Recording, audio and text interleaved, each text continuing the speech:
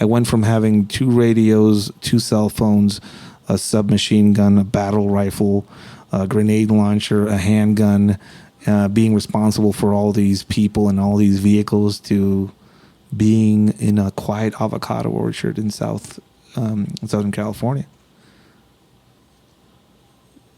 without having a fucking clue about what I was going to do with the rest of my life.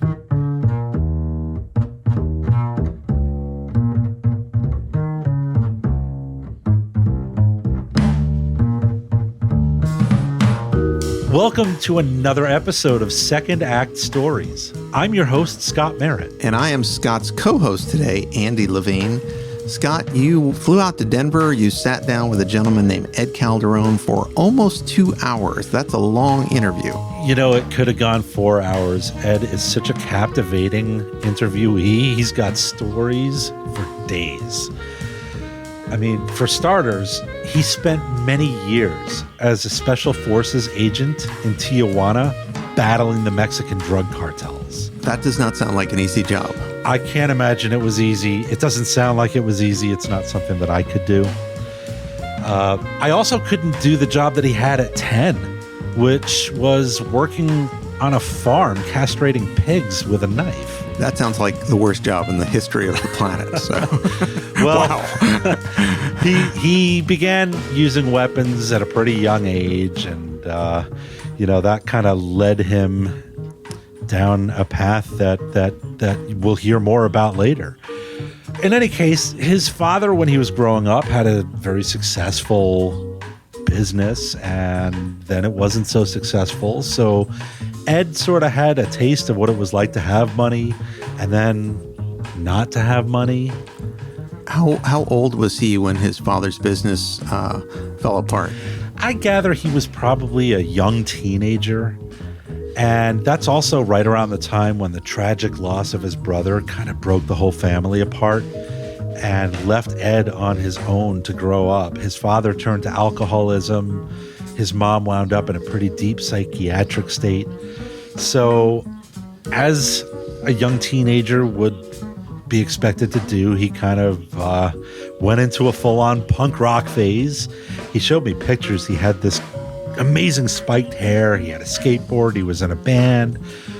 But that was all until he found himself answering an ad that compelled him to respond and completely changed the course of his entire life.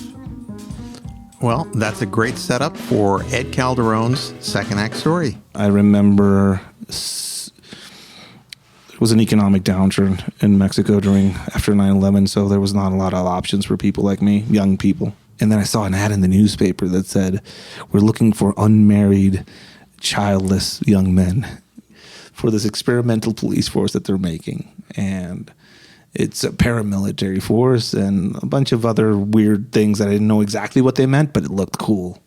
Right. And it looked like a challenge. And it looked like dangerous. And also, when I expressed my interest in joining, my whole family said no.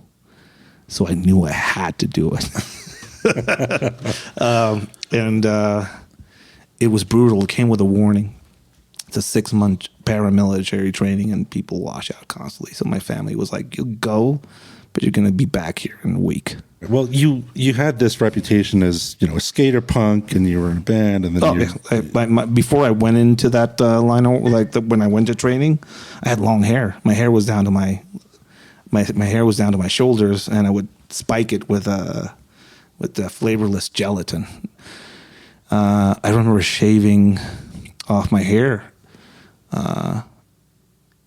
with a machine before I went to get my first interview, and how out of place I felt there, with all these men there, a lot of them ex-military guys, a lot of them older with a previous experience of some sort, and I was just this 20-year-old snot-nosed kid that didn't know anything about anything, just trying to figure things out, doing this psychological exam with all these guys who were there for different reasons, So what was this paramilitary program? What was it? It was basically a government program. They were trying to figure out how to create this new police force that could do what municipal or regular community policing couldn't do against cartels, basically. So they saw a void in in the public force as far as a police agency that can move around freely in the whole state. This is before the federal police even existed in Mexico, like the way it is now. All the federal police back then was just soldiers dressed in gray that were riding around in the back of a truck. There was no legislation around it. They couldn't figure out how to, if they would stop you and arrest you, like they're soldiers. Like, why are they arresting you? Where's that in the Constitution? What laws are in place?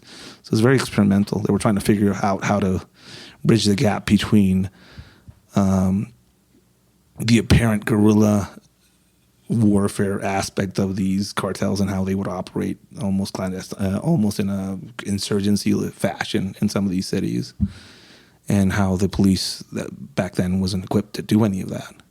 So they were trying to. The people that trained us were mostly members of the GAFE. The GAFEs are the guys that turn into the Zetas later on. So these are Mexican Special Forces guys that turn into the Zetas. Those were the people that trained us. When you found out that it was for a force that was going to try to battle the cartels, scare you? No. It was exciting. It was exciting for me. I remember not being clear exactly on what I was going to do, you know? Or also, like, the only concept I had of a police academy was, like, police academy movies. So I didn't know any. And then all of a sudden I find myself in this refurbished prison that they use as a training ground. Bald shaven, being told in a loudspeaker, if you guys think you're going to be fed here, you're wrong. We only have two things to feed you here, bread and dick. And guess what? We ran out of bread. And that should have been a warning sign that what was going to come. And it was brutal down there. It's like AK-47s being shot around you to simulate realism, basically just producing hearing loss in some of us, physical violence, some things that went beyond that, hazing-wise. It was brutal paramilitary training with the focus on preparing us to go to war.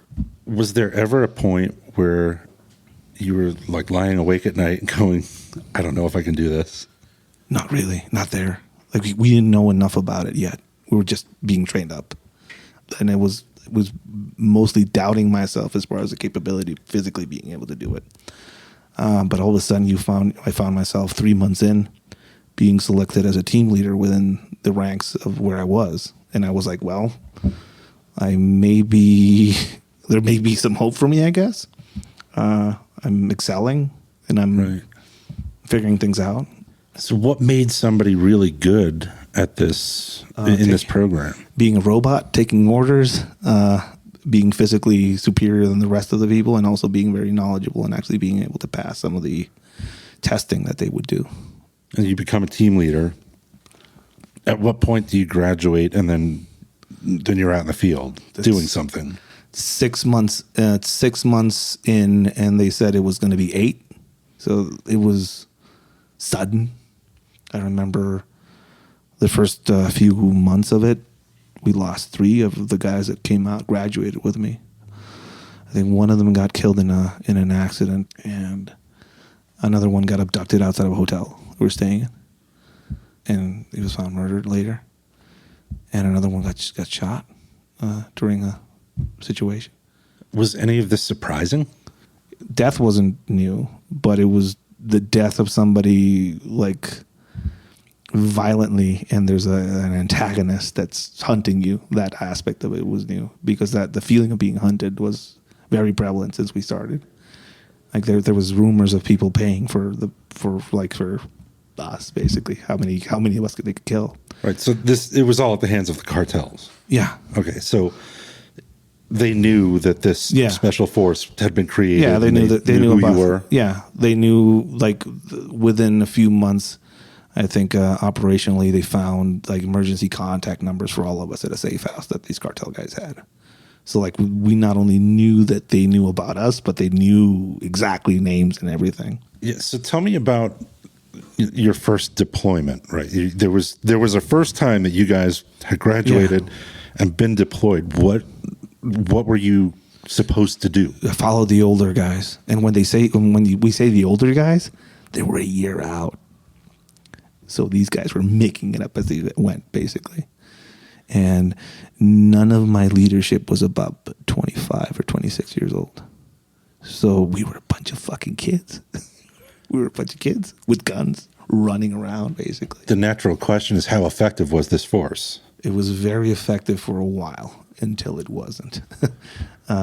Like all things that work in Mexico, they usually have a shelf life of 5 years. And that's the presidential terms, 5 or 6 years. So once the presidential term ends, all the policies, programs, or anything that was done, even if it is positive or effective, gets shit-canned and renamed, rebranded, and resold as something else. So that's exactly what happened to us. How do you avoid getting indoctrinated into a cartel's ranks? There's different approaches. Corruption is all over the place. If you take money once, you're in. So the first thing they told us is, once you climb into that pocket, you can't get out. So we were told, and it became very apparent, that taking money from any side is a death sentence. Is there any kind of code of ethics? No, at all. There was in the 80s when we were activated. There was no such thing. No, they're not going to go after kids or children or women. None of that existed anymore. So you're in this unit. How long did you do that for? 12 years. And what were some of the major accomplishments over those 12 years that accomplishments? I was very young for the position that I was in. It was basically I was a regional sub-commander, probably at 28. It's pretty young. So that's actually something that a lot of people told me that's pretty impressive. I managed the security for a governor, the high-level governor in Mexico for a while, which opened up a bunch of opportunities and doors for me as far as travel and also just experiencing what that side of life in Mexico is, the political side of it. Mm. So I remember getting this responsibility dropped on me where it's like, hey, I know you know nothing about bodyguarding, but you're in charge of the security team for the governor, who is also the head of the National Security Council. So enjoy that hot potato, sir. It was, I'd say, accomplishment-wise, I left every single command position that I was in better for me going through it. Well, the point of this unit was to battle the cartels, to do something about it. Yeah. Right? Was it effective in any way? In the words of my mother, my dearly departed mother, this war is a train that has been going on since the beginning of time, and people like me only get on and get off it. So when you say if it was effective or not, it lowered the noise of it to such an extent where it took some of those cities off the most dangerous cities in the world list. You know, it pacified this hometown that I grew up in, Tijuana. But it's right back on the list only a few years later. So it made a difference in the moment, but it really realistically didn't make a difference in the long run. Is there any defeating the cartels? I mean, we saw it happen with like the Italian mafia in New York, right? They were so strong for so many years. Well, you know how they got rid of the mafia in the U.S.? They invited them into politics and legitimate business. In Mexico, you're starting to see the same phenomenon. That's why a lot of people say that Mexico is basically a narco state. That's why there's an all-time high in political killings in Mexico, is because all these cartels have their own political candidates now. That's why El Chapo Guzman sends messages to the president of Mexico through the media. You have videos of Andrés Manuel López Obrador, the president of Mexico now, speaking in Badiraguato, which is where El Chapo Guzman was born, complaining about the use of Chinese fentanyl in Mexico, where does that leave local producers? This is the new normal in Mexico. So tell me about that moment when you realized that it was time to leave. Yeah, I in my wildest dreams would I envision myself leaving that job. Like I thought I was going to die there. Like I was planning for it. I thought I was going to young, or I thought I was going to retire from that. I thought I was going to die there somehow. Yeah. I go to a group therapy thing. A friend of mine who was in that therapy group, who tried to commit suicide a few times, told me like I told him like how did you come up with, how did you like work up to it? I was like, what are you talking about, Ed? You basically did the longest, slowest suicide attempt on the planet. It's like kind of did in a way, you know. I thought it was a good idea to be a cop in Mexico. That's a pretty good way to commit suicide, I guess. I didn't see myself surviving it, so I had no concept or notion of anything past 30. But you did survive it. That's I got to that age, and I was like, "Fuck, they missed me," you know. So how can I figure it out? So I went back out for a while, to try and, you know, operationally speaking, like I was at a command position, and I purposely went back lower on the command structure so I can go out again. And then the world and the universe threw me a curveball. I got a daughter that dropped out of heaven or somewhere, a girl. You know, I remember telling my mom, like, "Hey, I'm gonna have a kid," and she was very happy about it. You know, she says, "You know what's gonna be?" I said, "A girl," and she was like, "Ha! You're gonna pay all your bullshit with that." This is how the universe gets you. All this macho bullshit, guy, dude, all that stupid shit is gonna go out the fucking window, and you're gonna be wearing a princess crown, serving tea later on. You'll see. And she was right. And all of a sudden, you reach into your chest and you pull out your heart and you put it on the ground, and it grows legs and arms, and it's walking around, and it depends on you, and it likes you for some reason, you know? Yep. I was vulnerable all of a sudden. And I was like, shit, you can't die, you know? It made me more conscientious about what jobs I took and didn't take. And it slowed me down a bit. When Ed's daughter was 2 years old, his mom passed away unexpectedly. He was given just 3 days off to mourn her loss, and then he was back on the job. I went back to work. There was a new boss. He called me in and told me that they were going to do things differently now, and they were going to go after these people over here, but not those people over there. Was I in or was I out? It's like, oh, yeah, let me think about it. I walked out of the office, printed up my resignation, put everything in a trash bag, left it on the counter, and left that very day. And I started my process of becoming an American. I went from having 2 radios, 2 cell phones, a submachine gun, a battle rifle, a grenade launcher, a handgun, being responsible for all these people and all these vehicles, to being in a quiet avocado orchard in Southern California without having a fucking clue about what I was going to do with the rest of my life. Well, tell me about what you do today. While I was still active, I was basically getting better at showing and teaching. Since I had good English, I would go around and do courses in the United States, and I would go back down and basically I would train our guys in a lot of the things that I was trained to do up here. So I started like slowly becoming an instructor without kind of knowing it. What were you teaching? What happens if you get picked up in the middle of the night and tied up? What would you do? What happens if you get separated from your people and you have to make it out of a town and go somewhere else? What happens if you have no weapons and you need to create a weapon because you're separated from everything? What happens if you have no medical equipment and if you need to create medical equipment because somebody got shot?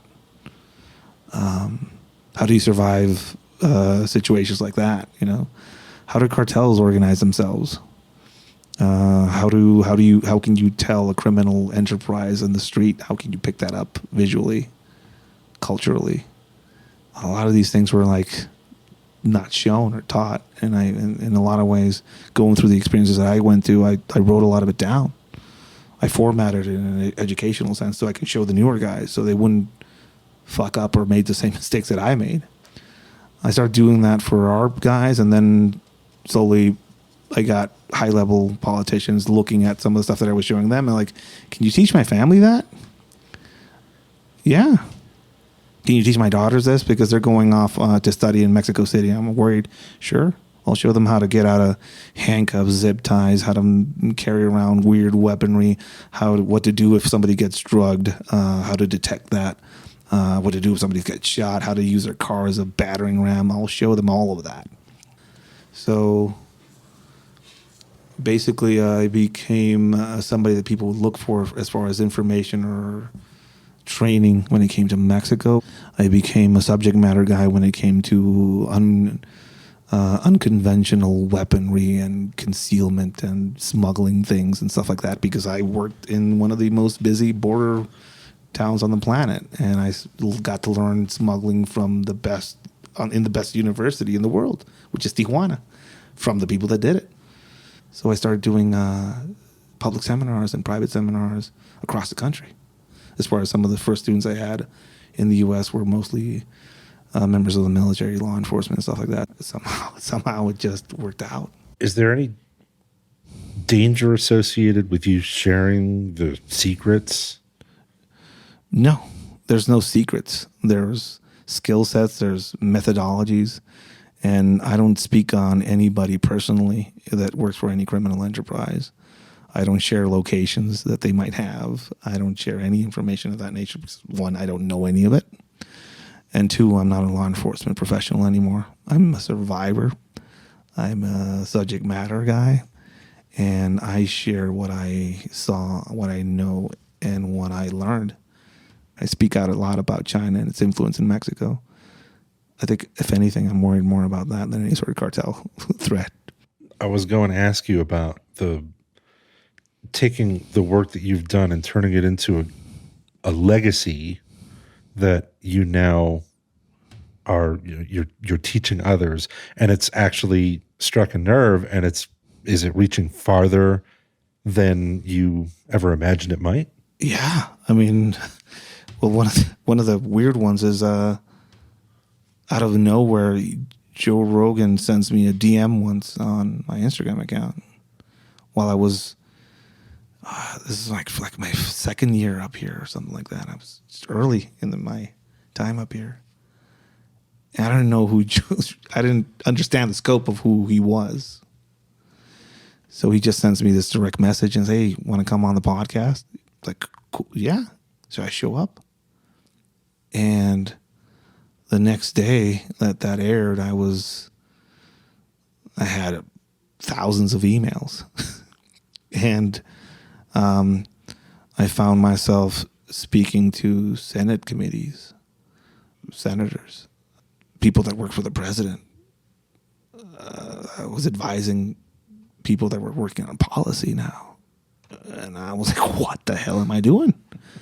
Working on movies as an advisor, being invited to the FBI Academy to share some of the stuff that I know, the Secret Service Academy. Like it just opened up these insane doors for me. Is it surprising to you that they don't already have the knowledge that you're there to impart? Yes. Yeah, I've been in places where I share something that I learned from 15-year-olds that has made people with millions of dollars worth of government training just to like open up their mouths like, where'd you learn that? From a 15-year-old heroin smuggler? How? Like, I don't know. Need. I guess a lot of what surprises some of these people is the creativity, the low means approach that I kind of show people to kind of go through, the working with what you have aspect of it. Have you seen any kind of adoption of the things that you've taught at the government level that's been like an effective adoption and implementation? I mean, I've spoken to people that are in charge of policy, and we're seeing some of those recommendations being taken into consideration and being spoken of openly now. Things that I spoke about 2 years ago are now being spoken of openly in Congress. So I've seen some of the influence of some of the things that I've said or shown. It's surreal to me. Like I'm just a kid from Tijuana, you know. So you're teaching unarmed combat and how to escape from a situation to a group of civilians, but then you're also on the other hand consulting with governments and policymakers who are implementing what feeds your soul more. Stories, being in touch with people. Like every time I do a class somewhere, I meet like weird, like different people with different backgrounds and different histories. So like an escapology class or a counter custody class is basically a class where I teach you how to fabricate the means to your own liberation. That's exactly what it is. And this could be like people think about restraints and they think, oh, restraints are like zip ties or handcuffs. They can also be restraints of the mind. I don't want to go to Tijuana because it's too dangerous. Well, I have to be more dangerous than Tijuana if I want to go there and feel safely. So I'll liberate you by creating that danger in you. Like if you're afraid of something, own it. I'll show them how to arm themselves. I'll show you how to construct something that can end somebody with things you can find on the street and sharpen, or go to Home Depot and it'll change the way you look at Home Depot after a class. What meaningful lessons did you learn along the way to your second act career, which you refer to as the after party? The after party, yeah. And I call it the after party because an after party is usually the hardcore dudes are the ones that stay, the ones that were there just because they wanted to have a little fun. They're really gone. So the truly committed people are there in the after party usually. I think in a lot of aspects, I lost a lot when I left that job in succession. I speak a lot about worlds ending in the stuff I write about. How a lot of people envision the end of the world in different ways, but for me, the world has ended many times. A marriage that I thought was going to last forever dies. A job that is going to last forever dies. A family that is going to last forever gets broken apart by the death of a son. For me, the after party is more of an afterlife, I guess. What lessons would you offer to somebody who's considering but like apprehensive about making their own second act move or going to their own after party or reinventing themselves? So I have this motto that I've lived by for a long time. Stillness is death. Stillness is death.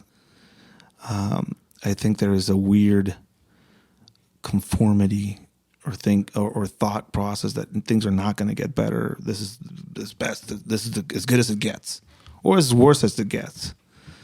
But trust me, it gets worse and it gets better. Any life you leave for a second act is going to have a giant price to it, and I think the price part of it is what freaks a lot of people out. And sacrifice. You have to kill yourself now to be somebody else later. You have to kill the life you have now to have the life you want later. The violence of killing that life is what most people stop themselves. I made a bet when I left that job. And my bet was to better whatever future my daughter was going to have. And I bet the house. And I won, but I had some pretty bad hands before I got the jackpot. I remember my daughter in my arms in a theme park a few months ago. And her main complaint is that her stomach hurt from laughing. It was worth it. It was worth it. I'll do it again.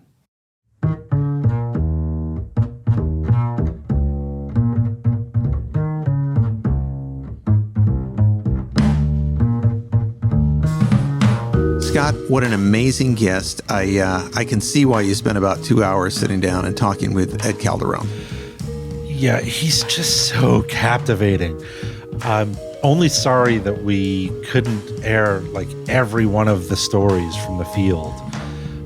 But, you know, anybody who wants to can find him on a whole bunch of other podcasts. I mean, I discovered him on the Adam Carolla show years ago. He's also been on the Joe Rogan Experience. And I mean, he's been on, dozens of other podcasts. Now, stop promoting these other podcasts. Our audience should only listen to one podcast. But anyway, two things stuck out to me about this interview that you had with Ed. To me, it just in simplest terms, he's sort of taking these amazing lessons that he learned from the front lines of the Mexican drug wars, and now he's sharing them with others in government and law enforcement and corporations. And it sounds like there's a real market for his knowledge and what he's offering. An untapped market. I mean, how cool is it that he's taking things that he learned on the streets from, common 2-bit criminals and teaching them to the FBI, and it's really opening their eyes, right? I mean, how does the FBI not know what some street criminal is doing? But it's really helping them to get better at what they're doing. The other moment that I found really interesting, probably the highlight of this interview to me, was when he starts talking about the change that occurred in him when he became a father and sort of the impact of his daughter, his 2-year-old daughter, on his path. Yeah, a baby girl will change anybody, right? I mean, yeah. I mean, Ed is a super soft-spoken guy, and he's very easy to listen to. But he's also seen things that would put you and I in a psychiatric hospital. So, he's a tough guy. He's soft-spoken, and I think that the arrival of a little girl really kind of changed him, and if you ask him, changed him a lot for the better. Okay. Well, great story today. Let's wrap this up. Scott and I are always on the lookout for new people to profile on Second Act Stories. If you'd like to suggest a candidate, we'd love to hear from you. Just visit our website at secondactstories.org and click on the nominated guest box at the top of the homepage. If you like the show, please rate us and give us 5 stars.